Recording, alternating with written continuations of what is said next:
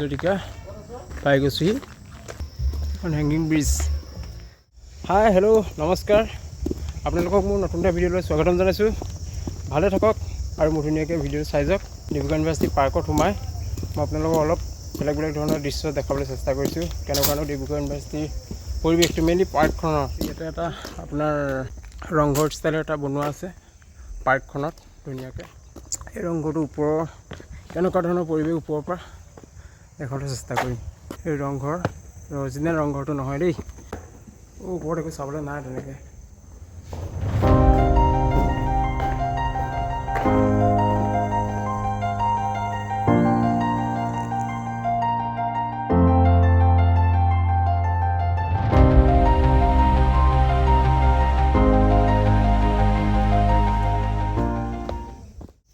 আৰু কিবা বেয়া বস্তু মানে কিবা খোৱা বস্তু আহিলে ইয়াতে এনেকৈ ডাষ্টবিন ইউজ কৰিব, য'তে তেনেকৈ পেলোৱাতকৈ এইবোৰ বস্তু সেনেকৈ পেলোৱাতকৈ ডাষ্টবিন ইউজ কৰক।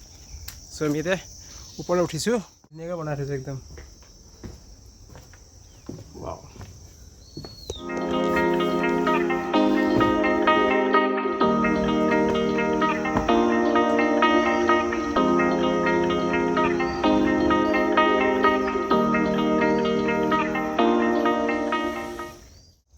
মামাৰ ল'ৰাটো আহিছিলে, ভাগৰ লাগিলে, খানা চানা খালোঁ গাহৰি মাংস দি। ভাগৰ লগাৰ কাৰণে সি কি কয় বহি আছে মানে ইমান। চাই লওক আপুনি, সি কাৰণ ডিব্ৰুগড়ৰ ল'ৰা, সি ঘূৰিয়ে ফুৰে চায়ে থাকে।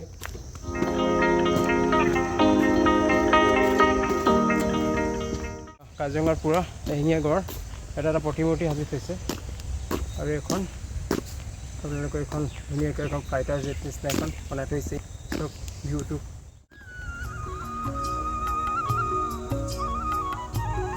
মই আছোঁ আপোনালোকৰ ডিব্ৰুগড়ত, আৰু আপোনালোকে চাই আছে ডিব্ৰুগড় ইউনিভাৰ্চিটি লাইভ।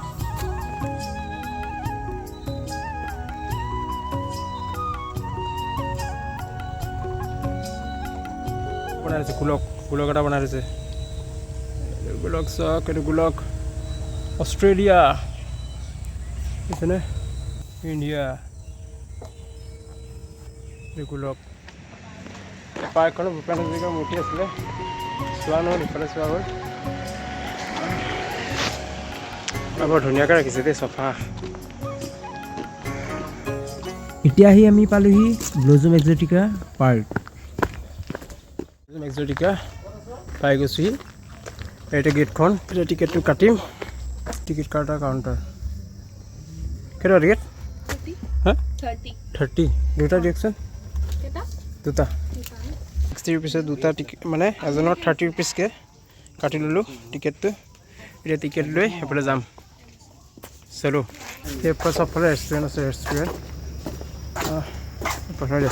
ৰেষ্টুৰেণ্টটো খাব পাৰি। চবফালে চাহৰ বাগানৰ মাজত এখন ধুনীয়া ৰেষ্টুৰেণ্ট, পাৰ্ক বনাই থৈছে। বটিঙো আছে, খালি বটিং বন্ধ। এইটো কি?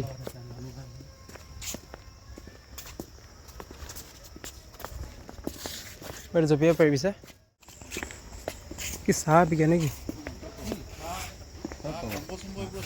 অঁ, ৰেষ্টুৰেণ্ট এফালে চাওক।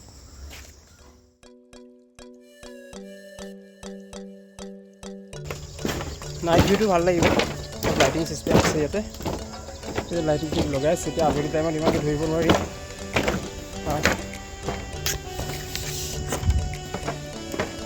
ভিউটো চাওক,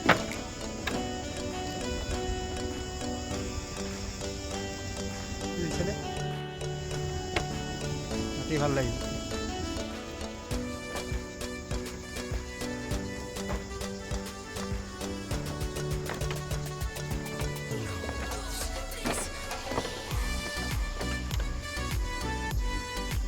ডিব্ৰুগড় এটা ধুনীয়া পাৰ্ক, ডিব্ৰুগড় ইউনিভাৰ্চিটিৰ ওচৰতে আছে। প্ৰায় মানে আধা কিলোমিটাৰ থাকি যায় ইউনিভাৰ্চিটিলৈ। হয়, ইউনিভাৰ্চিটিৰ আধা কিলোমিটাৰ থাকি যায়। খোজকাঢ়ি আহিব পাৰে, ইউনিভাৰ্চিটিত পঢ়িলেও ইউনিভাৰ্চিটিতে চাব পাৰে। ইউনিভাৰ্চিটি কিবা কামত আহিলে আপোনালোকে চাব পাৰে।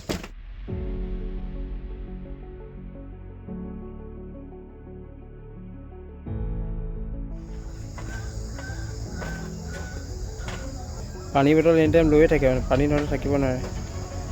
কি একো নাই,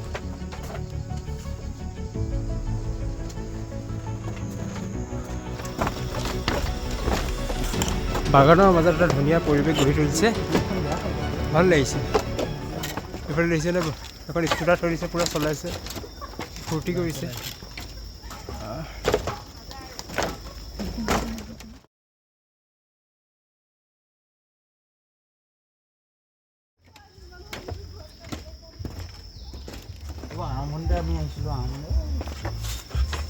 এটা হেংগিং ব্ৰিজ এখন আছে, এতিয়া ভালনে বেয়া, অলপ ৰিক্সি হৈ যায় এখন হেংগিং ব্ৰিজ।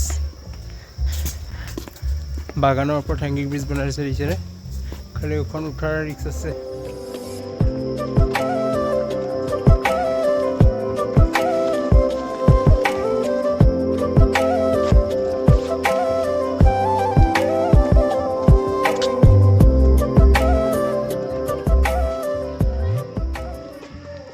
ধুনীয়া প্লেচ ডিব্ৰুগড়ৰ, আপোনালোকে ধুনীয়াকৈ আহিব পাৰে। এখন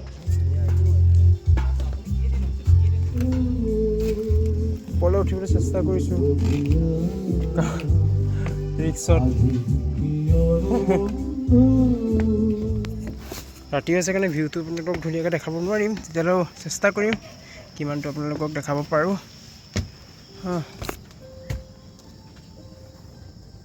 যিমান পাৰোঁ ভিউটো দেখাবলৈ চেষ্টা কৰিছোঁ আপোনালোকক।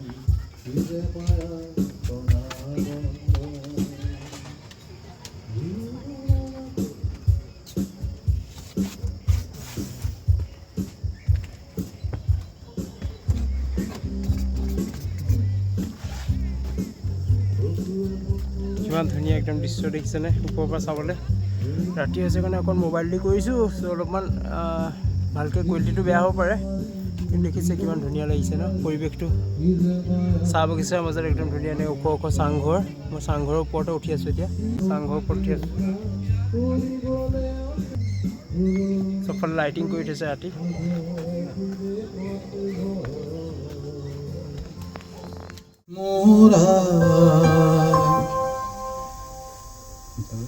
কোনে নিদ্ৰাৰে মোৰা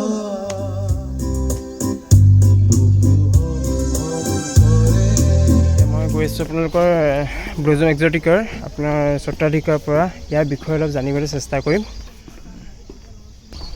ব্লুজুম এক্সটিকা আৰু এজন আপোনাৰ স্বত্বাধিকাৰ নামটো কি হয় আপোনাৰ? দীপজ্যোতি চেতিয়া। হয় নেকি? অঁ, মানে আপোনাৰ এইখন কিমান দিন হ'ল আপোনাৰ? এইখন আমি 2019ত আৰম্ভ কৰিছিলোঁ নাৰ্চাৰী হিচাপে। হয় হয় হয় 2020 চনত ব্লুজুম এক্সটিকা লাহে মানে আপোনালোকৰ এইখন মানে প্ৰায় ডিব্ৰুগড়ত আমি চাৰ্চ কৰিলে এইখন পাওঁ। হয়। চ' ইয়াৰ মানে আপোনাৰ কেনেকৈ মানে এইটো আৰম্ভণি কৰিলে তাৰ বিষয়ে অলপ জনাব নেকি? এখন নাৰ্চাৰী আছিল, হয় হয় এখন বাগিচা আছিলে। হয় হয় 1999 চনত মই বাগিচাখন কৰিছোঁ। হয় হয় কিন্তু প্ৰায় মানে 2019 চনতহে আমি নাৰ্চাৰী বনালোঁ। 2020 চনত পৰ্যায়ক্ৰমে আমি ভাবিলোঁ যে ডিব্ৰুগড়ত যিহেতু এখন পৰ্যটনস্থলী নাই, গতিকে সেইটো চিন্তা কৰি যিহেতু এখন বাগিচা হয়, বাগিচাত মানুহে অহাৰ এটা সুবিধা পোৱাৰ আচলতে বা সুবিধা দিয়াৰ উদ্দেশ্যে আচলতে ব্লুজুম এক্সটিকাখন মানে আৰম্ভ হ'ল। কাৰণ বাগিচা বহুত আছে, বাগিচালৈ কিয় যাব? মানে আপোনাৰ সুলভ মূল্যতে বহুত ধুনীয়া এটা পৰিৱেশ দিছে, কাৰণ ইয়াৰ মূল্যটো বহুত কম। মই আজি পাইছোঁহি, কাৰণ 30 ৰুপিছতে ইমান ধুনীয়া সুবিধা মই বেলেগত পোৱা নাই। মানে মিনিমাম আপোনাৰ 50 বা 100 ৰুপিজ হয়েই। চ' ইয়াৰে আপুনি আৰু ইয়াত ব'টিং চটিঙো সুবিধা আছে ন? ব'টিঙৰ সুবিধা আছে। এতিয়া পানী বাৰিষা সময়ত বা তাৰ আগে আকৌ ব'টিং আৰু ৰেষ্টুৰেণ্টো আছে ন? ৰেষ্টুৰেণ্ট আছে, ৰেষ্টুৰেণ্ট খোৱা বোৱা চবেই আছে, থালিৰ পৰা আৰম্ভ কৰি ইণ্ডিয়ান চাইনিজ গোটেইখিনি পাব। আপুনি গধূলি টাইমত এতিয়া গান গোৱা আপোনাৰ এটা পৰিৱেশ গঢ়ি তুলিছে, এইটো আপোনাৰ মানে আপোনাৰ গানৰ প্ৰতি এটা মানে চখ আছে ন? গান খুব ভাল পাওঁ। যিকোনো ছিংগাৰ যে আমি আৰম্ভ কৰিছিলোঁ জয়ন্ত হাজৰিকা, ভূপেন হাজৰিকা গীত শুনি, হয় হয় হয় হয় বা অংগৰাগ পাপন, কিন্তু ইয়ালৈ যথেষ্টখিনি মানুহ ফুৰিবলৈ আহে। হয় হয় জুবিন গাৰ্গ আহিলে, হয় নীল আকাশ আহিলে, হয় ধুনীয়া এটা পৰিৱেশ গঢ়ি তুলিছে গধূলি টাইমত আমি দেখা পাইছোঁ। চ' ভালেই লাগিলে। আৰু মই আহিছোঁ গোলাঘাটৰ পৰা। হয় হয় মই চ' ইয়াৰ বিষয়ে আপোনাৰ পৰা সেইকাৰণে অলপ জানিব বিচাৰিলোঁ মানে। চ' আপোনাৰ আহি ভাল লাগিলে। ধন্যবাদ বাৰু দেই, আহিছোঁ।